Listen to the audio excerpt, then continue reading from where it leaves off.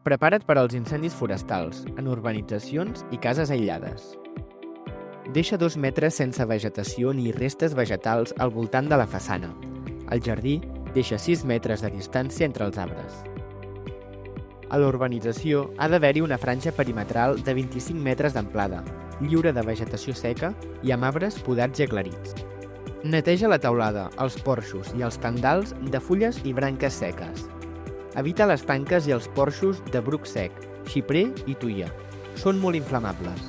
Compta amb la xemeneia, les reixetes de ventilació i les obertures.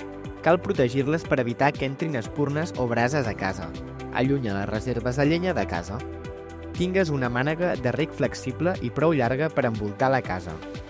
Disposa d'extintors polivalents ABC per diferents classes de foc, sobretot a la cuina, les golfes i el garatge.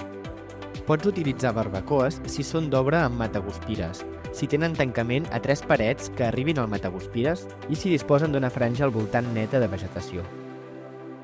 Disposa d'un equip d'emergència bàsic i d'un pla d'emergència familiar. Coneix els centres d'acollida previstos pel teu municipi i altres mesures del Pla d'Emergències Municipal.